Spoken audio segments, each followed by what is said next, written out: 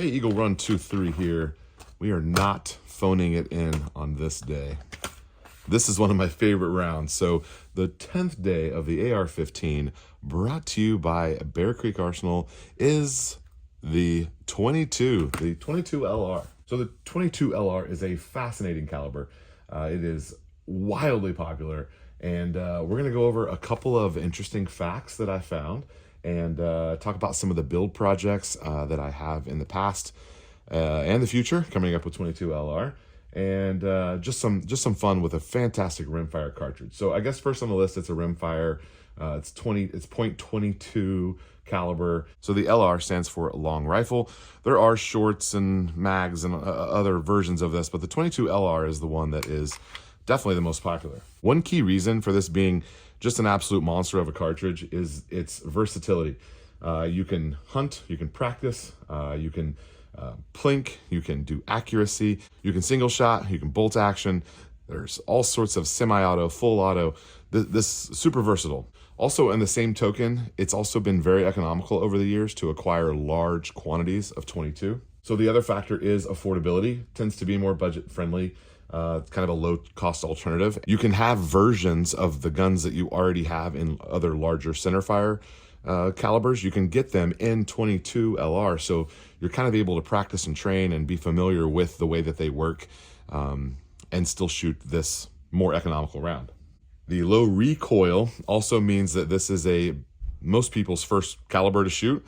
I know my kid's first caliber was a 22. It was mine as well. I really had a big resurgence of 22 when my children started shooting again. It's something that I always kind of enjoyed, but was able to really jump into it a little bit more. And we've actually added to our 22 guns just because they're shooting them as well and getting things set up a little bit different way. I certainly grab those same guns and go have fun with them myself. Currently, my daughter is wanting to build an AR-15 that would be in the 22 caliber, and we're choosing some colors and some components right now. Probably be something that will be this spring or coming up in the summer. Got plenty of time to get it together. She's not really in a hurry, and she has a couple of other guns to shoot. Let's uncover some fun, lesser known facts about the 22 LR. Did you know the 22 LR has been in production for well over 100 years? So its relevance and popularity have been around for over a century. Number two, military use of the 22 LR. During World War II, 22 rounds were utilized by OSS operatives for silent close-range assassination. So I have some of these Agia. It's not these. I thought it was these, but it's not these. They are primer only, so they have no powder in them. And so the feet per second is real low, but they're very quiet. They're very easy to shoot for young kids. So my daughter, when she first started shooting, she was scared of the noise, and although they're not very loud, so I got her those primer only rounds, and we shot those through her little single shot cricket. And she really was able to enjoy it. And even though you don't really need hearing protection for it, we still always did. And then when we moved up to the other stuff, it wasn't much of a jump for her, and she didn't mind. But those little subsonic 22s are really cool. Now, they won't fire and cycle, in the semi-auto stuff, especially in the pistols. They won't fire in a 10-22. You'll have to single shot them. But they work in the bolt actions, and they work in the little single shot crickets for sure. Okay, next, NASA. Did you know that astronauts aboard the Apollo 16 mission carried a modified 22 LR rifle to test the effects of firing in a vacuum on the moon's surface? How did I not know that?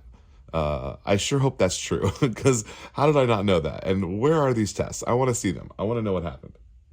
Here's one that's not really a lesser known fact. I definitely knew this, but it kind of brings us into our next point. Competitive shooters often use 22 LR in precision shooting competitions due to their accuracy and potential consistency. So it's none of these here, but I've had on my channel before some very expensive premium Lapua 10X. There's some Ely stuff that's really expensive. There's some bench rest stuff that's really expensive 22. And they're as much as like 25 cents a round. Some of them are even more than that. And they are really measured, weighed, rim thickness. All of them are dialed in. They're just way quality controlled, and they are very consistent and very accurate. Let's talk about some 22 projects that have been on the list for a while that I haven't really got to. So this Remington Golden Bullet, I was able to get like 5,000 or 6,000 rounds of it in those buckets. I had several of those buckets. I think there's 14 or 1,500 in a bucket. And I wanted to go through there and see if I could measure and weigh myself into some accuracy. So sort by rim thickness and by weight and see if those would group better. This is really cheap ammo, and buying it in those big buckets kind of before the prices went up, I was able to get it for quite a bit less than what it's on the market for now. And I would love to do that experiment. We did already do a 100 shot group out of a bolt action and out of a 1022. And we were looking at maybe big softball, smaller than a volleyball size groups, but some accuracy testing with 22 would also be fun. We currently have a Ruger Precision with a big arc and scope on it. That is my daughter's rig, but I definitely steal it quite a bit as well. And then I have a couple of 1022s. There's only one of them I show on the channel, and I'm considering renovating that gun, doing a different stock. I also have a manufacturer that I'm working with that is going to get us a receiver for a 1022, and we're going to work through more of a high-end, maybe accuracy 1022 build, but something really cool. And then, of course, my daughter's AR-15 that will be in 22. We need to work on that as well. So some really cool 22 projects coming up. I guess the final word on the 22 is its popularity stems from that versatility, affordability, low recoil, availability, diverse firearms, rifles, pistols, semi-auto, full auto, bolt action, all the above. And despite its small size, it continues to just be a significant cartridge in the world of shooting. It's a big caliber for us preppers. There's some people who have their entire plan based around the 22.